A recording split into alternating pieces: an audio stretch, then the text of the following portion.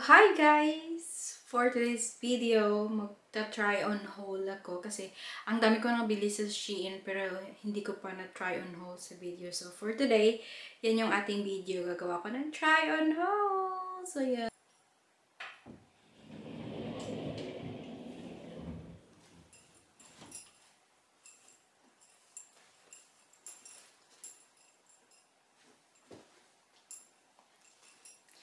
So first, ito nga yung nabili ko last time guys, nung umalis kami. Yung pumunta kami sa Hobart. Nagbiyahe kami ng 4 hours. So ito yung nabili ko. And then, pinartneran ko siya ng square pants. Pwede mo din siyang i-ganyan. Ganyan. And then, partneran mo na ito. And ito yung ginamit kong bag. And then, sa shoes, ito yung pinart ko lang. Ibaba ko kayo para makita niyo. So, ito yung shoes na pinartner ko, guys. Para elegant lang siya. So, yun. Di ba ang cute?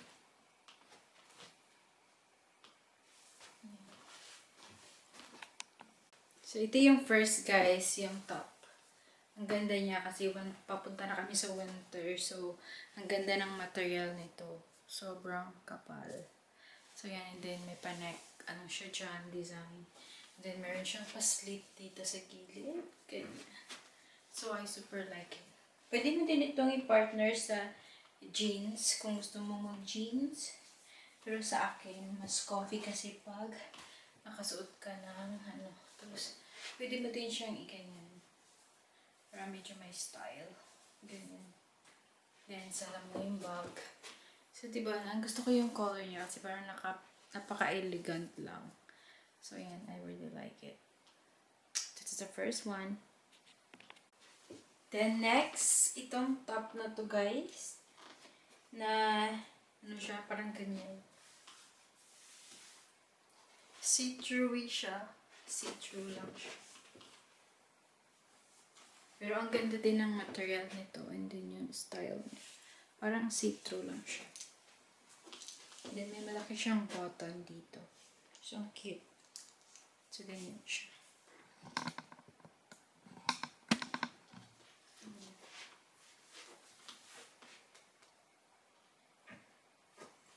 Then next, ito guys, na napakasimple niya lang sa front. Ganyan siya. Parang golden, yung color niya. May pagka-nude din, ganyan. And then yung sa back niya, ganyan. Super sexy yung back. Ganyan siya. Cute.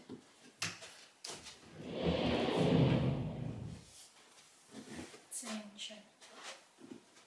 Gusto ko yung details sa likod.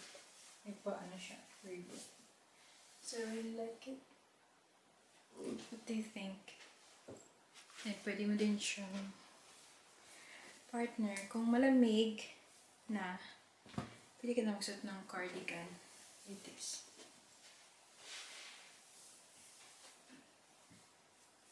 Like that. And then yung shoes na partner ko is ito. So, ganyan siya guys. What do you think?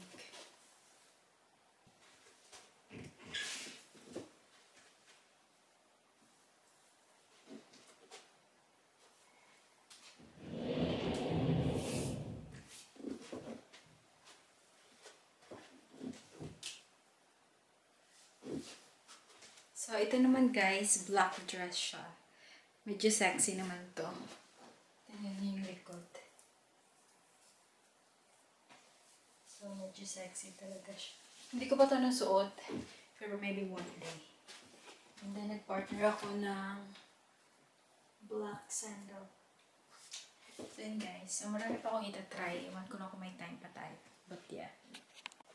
So, next guys, itong dress na sobrang maxi siya. Very maxi. And ganyan yung sa likod niya. Very sexy also. So, ganyan siya. Ganito. May rubber garter siya dyan. And then, it's very maxi. As in, super maxi.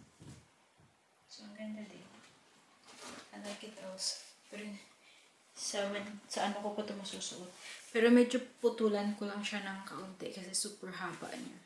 Hindi ko pa talaga nasusuot to guys. Ang dami kong nabibili sa Shein na hindi ko pa nasusuot. Kasi one time nung nag-ano kami yung parang nag-Hawaiian.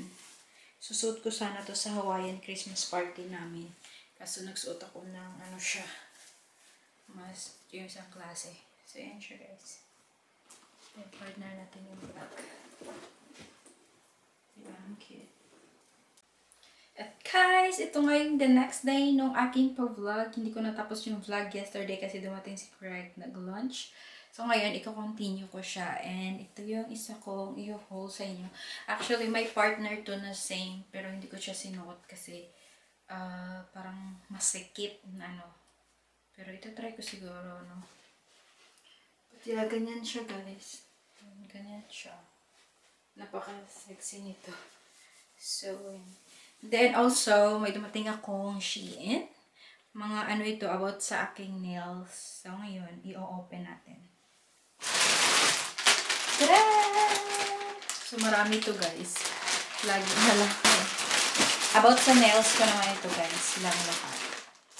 So, bumili ako ng extra ulit na nail extension. Look!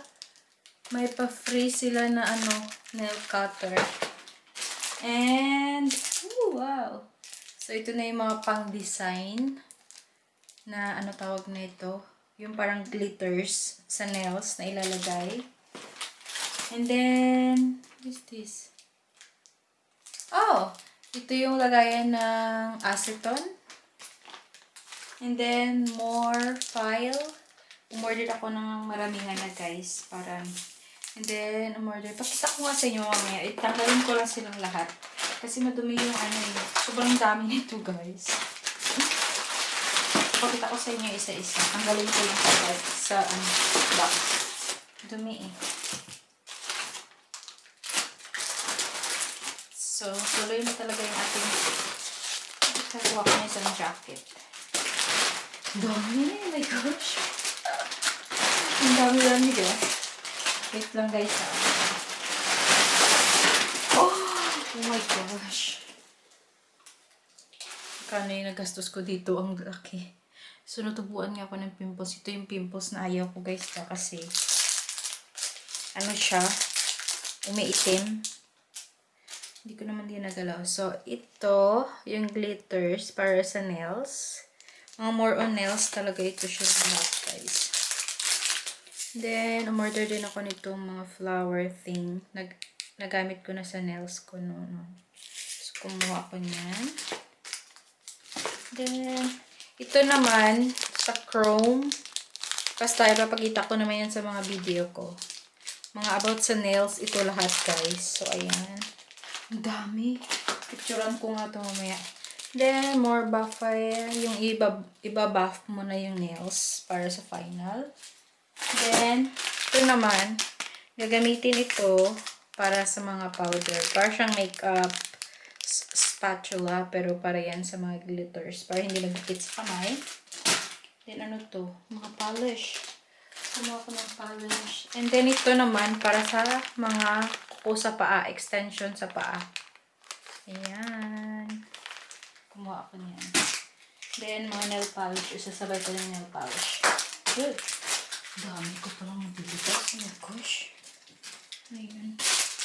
And then, ito naman, pag may design ako, dito ko ilalagay yung polish para i-ano ko yung design.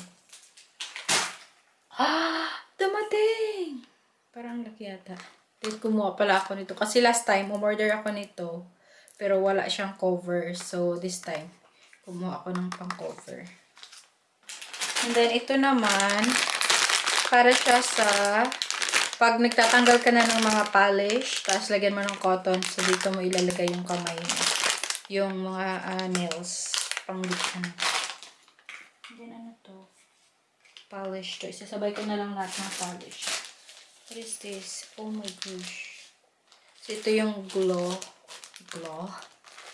Pag nagdidikit ka ng mga rhinestone sa nails, so ito yung ginagamit. So, bumili din ako dalawa.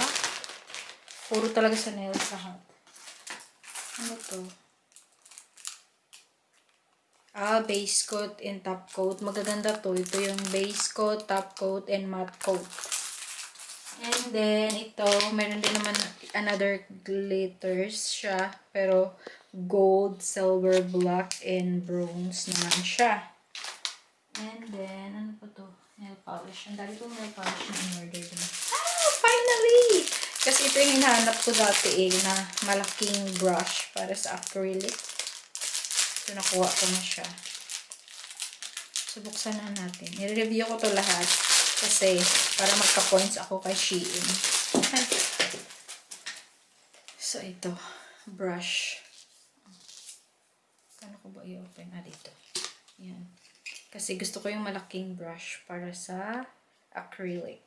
So, ang ganda. Yan. So, i-review ko tong lahat, guys. Okay. What is this? Ito yung maliit na UV light. Kumuha ko nito para sa, hindi mahirap kasi yung parang press on nails. So, dapat may maliit na UV light kung ginagamit. So, ang cute. Cute niya. Okay. Ayan siya. May charger. And may ganyan siya. Ewan ko kung nagla-light siya. Ayan, nagla-light. Ayan, UV light yan siya. So, ibabalik natin sa carton. Magpipicture pa ako. Lahat ng to pipicturean ko in review. My gosh.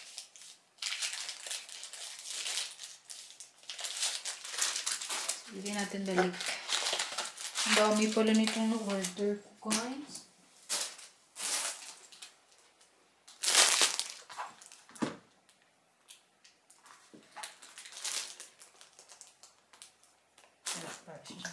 And then, umorder din ako nitong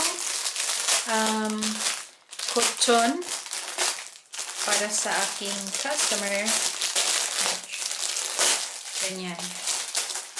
So, ipapatong yung kanyang kamay dito. Ganyan. Or naka-rest ng ganyan. So, this is the one. So, ayan siya. And then, ang dami. May goodies. And then, itong mga sample. So, gagawan ko to ng mga design ng nails, guys. And then, yung mga colors, ganyan, para sample. Yan. So, maggagawa ako ng design dyan.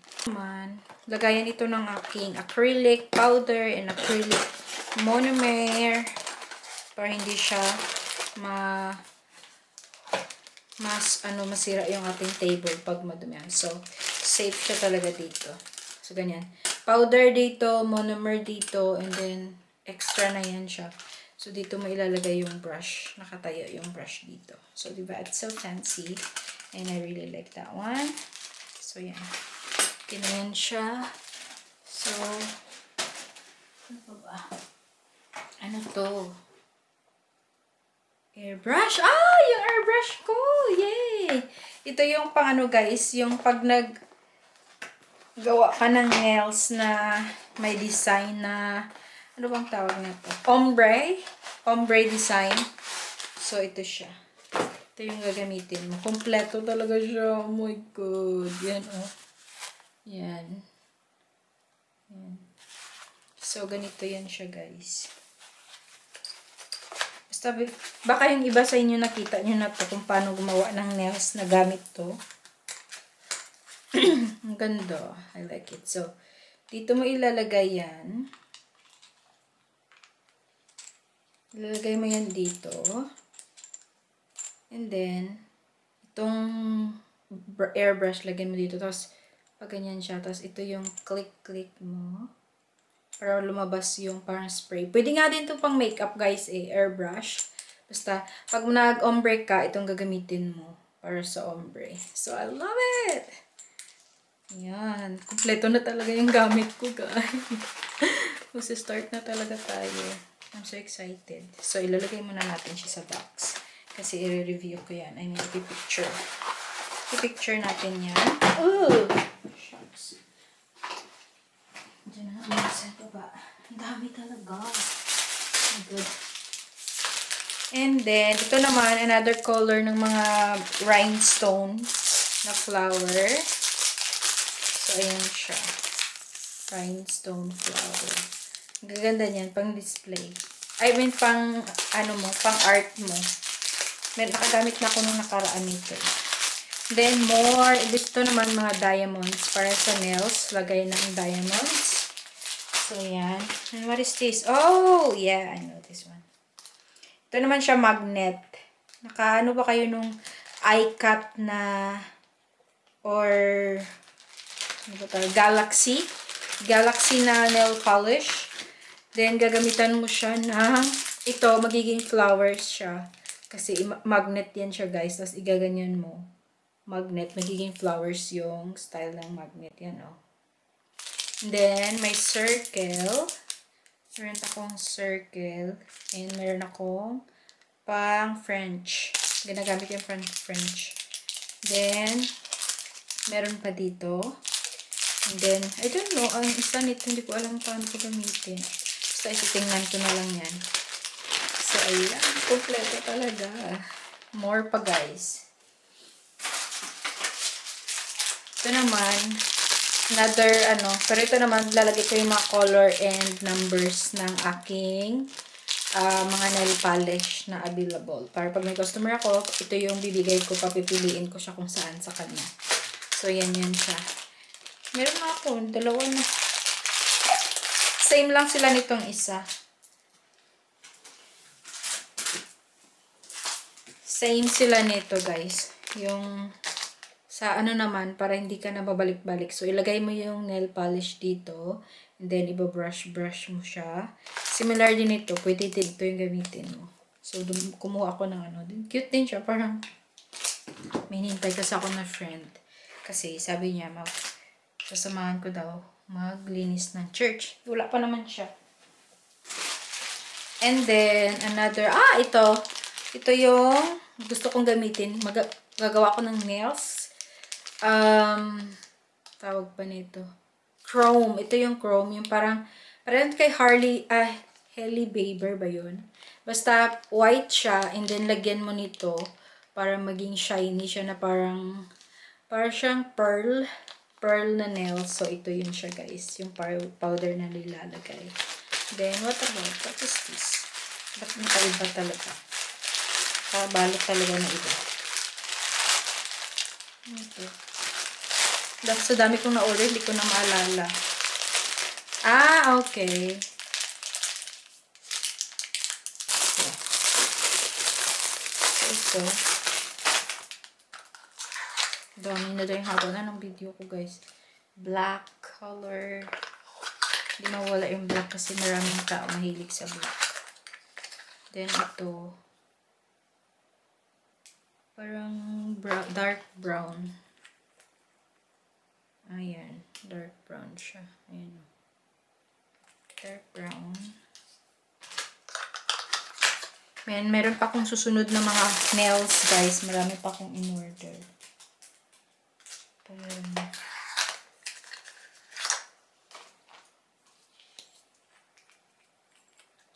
Ito naman. Ito siya. Ganyan yung color niya. So, diba?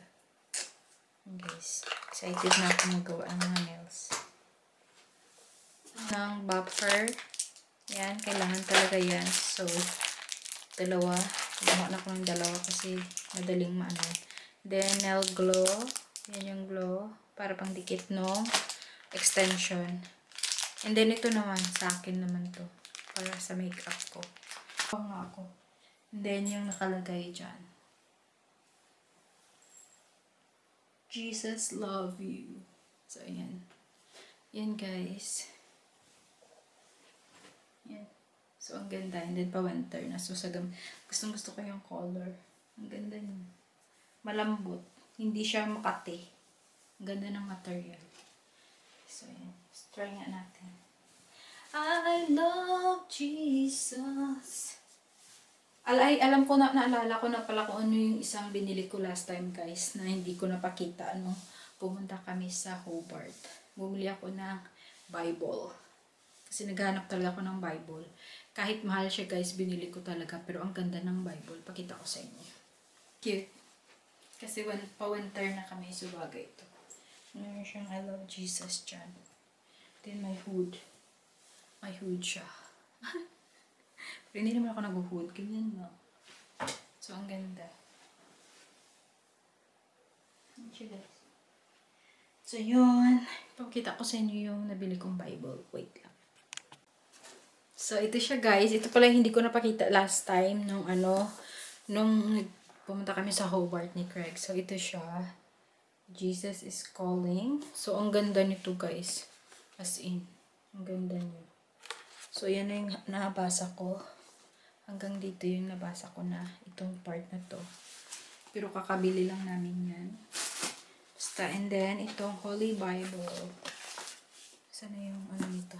Ayan, ganyan siya, guys. So, tingnan nyo magkano yung price, guys. $80. Pero okay lang. Walang problema. Then, basta, yan. Yan siya, guys. Oh, ang ganda. Diba? Ang cute. And then, ang ganda nung yung sa dito niya, nagla-light siya. Para siyang gold. Yan, oh. Ang ganda. So, nag-una akong ito na yung nabasa ko sa first. And then, tinigil ko yung part na to. And then, dumiretso ako sa Revelation. So, yun. Ito yung aking, ngayon, guys. Yung favorite book. Dapat noon pa.